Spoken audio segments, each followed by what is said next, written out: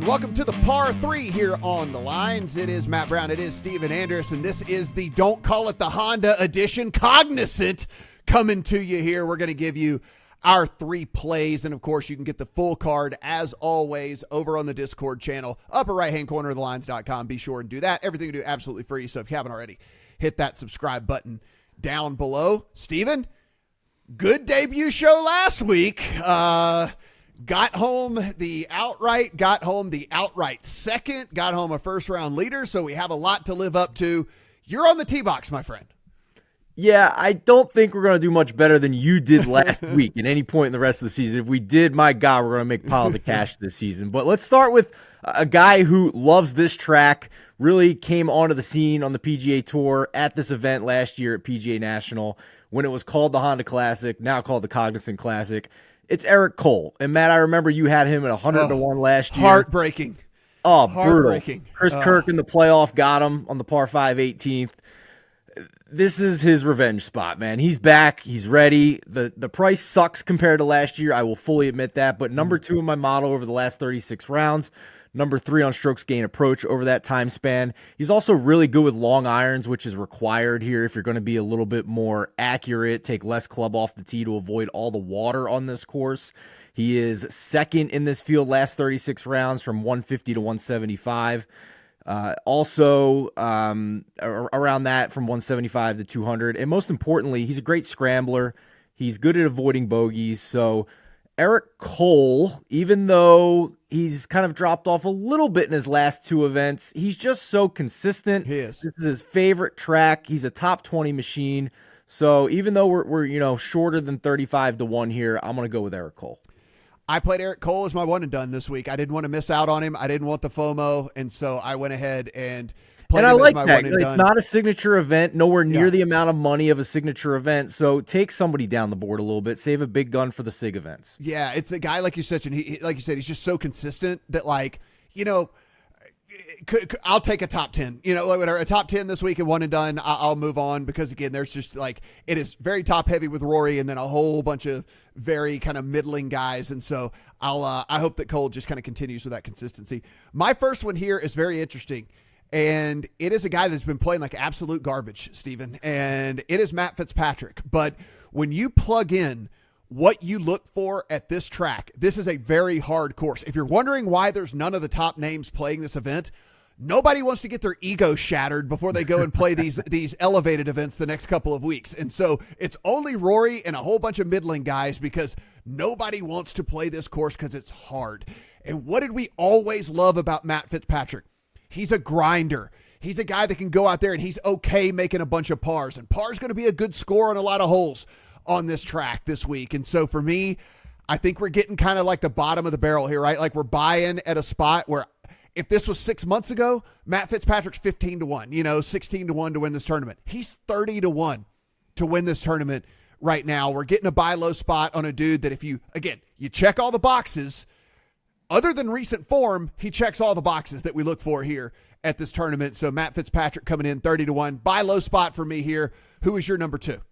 Well, before I get to number 2, I can't disagree with you, and I want to kick myself if Fitzpatrick wins this at 33-1 when guys named Henley, Kim, Cole, and On are shorter than him on the odds board. That doesn't make a ton of sense. So U.S. Open champion obviously likes tough conditions, so I can't argue with you there. Number 2, I'm going to go further down the board here. I got a long shot and a bomb to close us out here. I like it. Let's start with the long shot, and it's a guy who has actually won on the PGA Tour.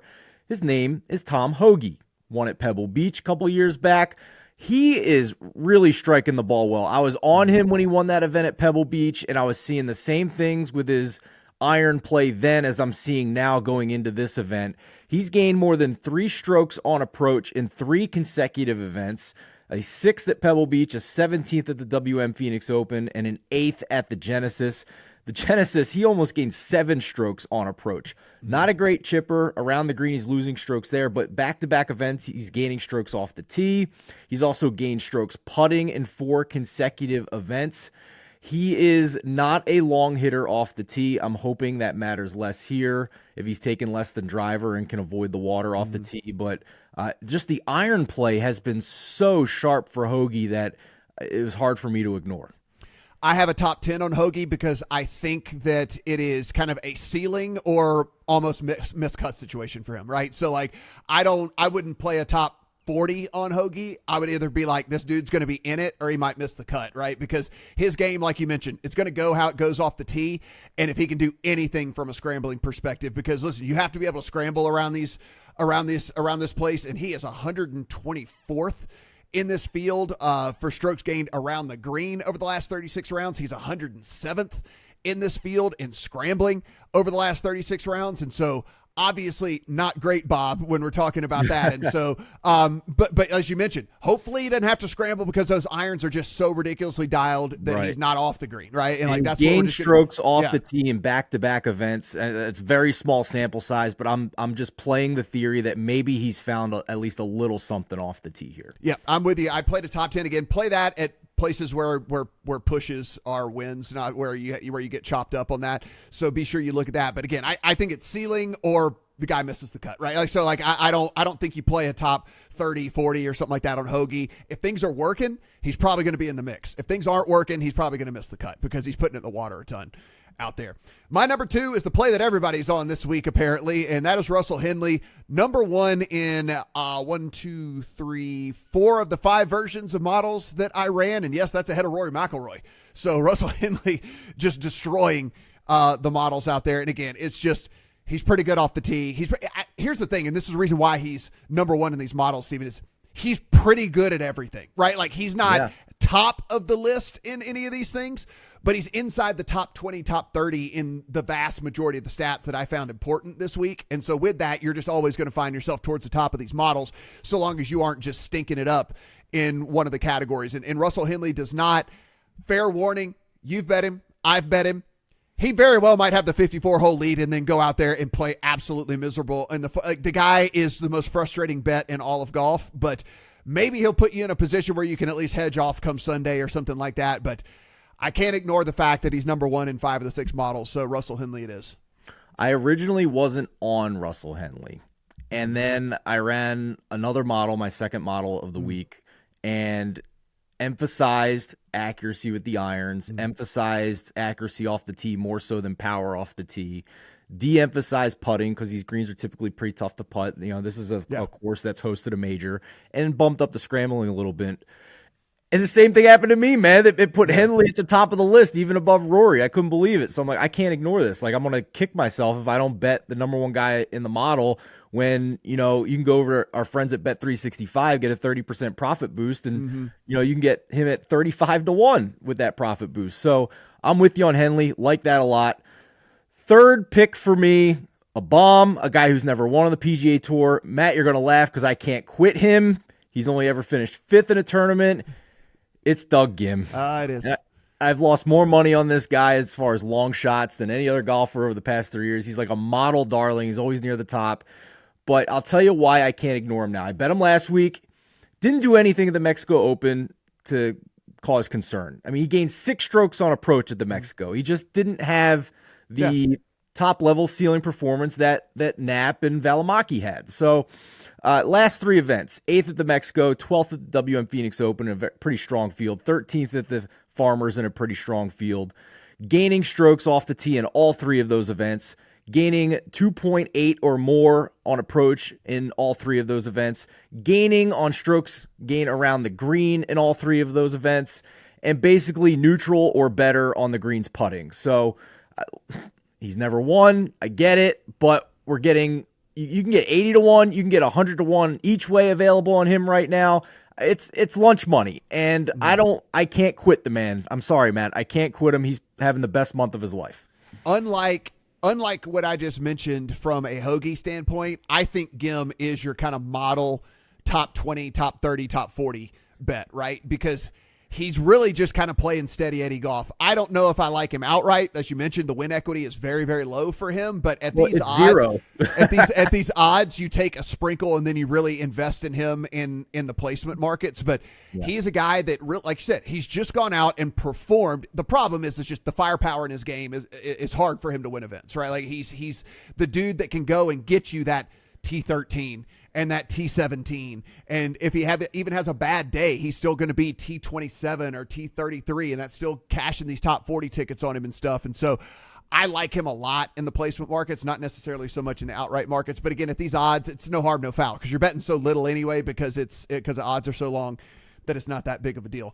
I'll tell you the guy that was a model darling for me this week outside of Russell Henley, and that means he gets a bet for me, and that's Adam Svensson. And if you go out there and you look, you're going to find him kind of in that 50-1 range out there for Adam Svensson. But if you go through and you start to go, man, this seems really weird. Why has this not stuck out to me with Adam Svensson? He's 20th in this field off the tee over the last 50 rounds, so a huge sample size for him.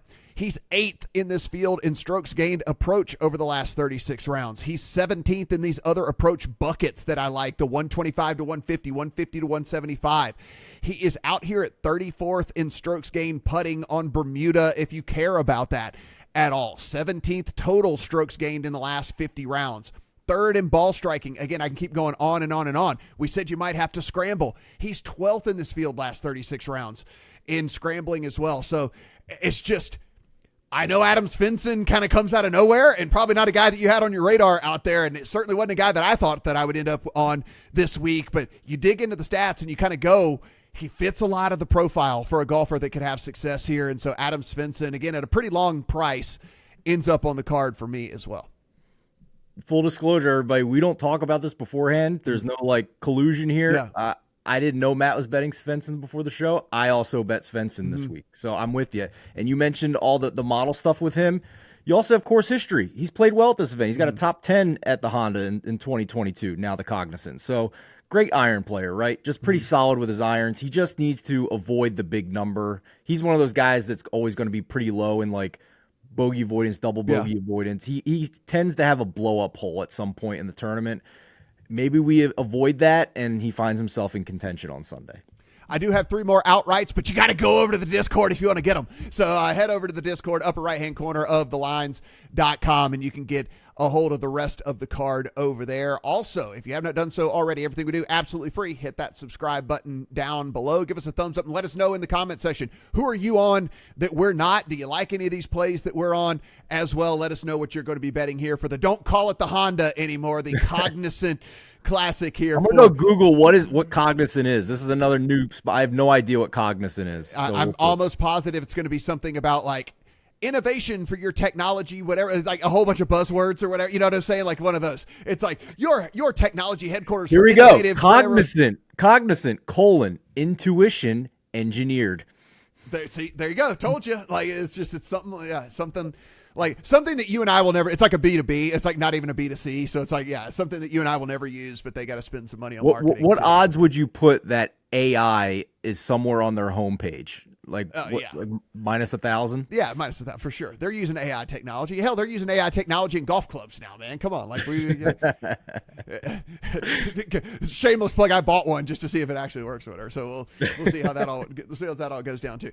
Everything we do absolutely free, guys. Like we said, hit that subscribe button down below. Head over to the Discord. You can get the full rest of the card for me, Steven. Not only me and Steven, but John's is over there as well. If you want the full breakdown, head to thelines.com. You can read all about the course and everything in John's breakdown too. One of the best in the industry out there for all of that. For Steven, I'm Matt. Good luck on your Cognizant plays this week.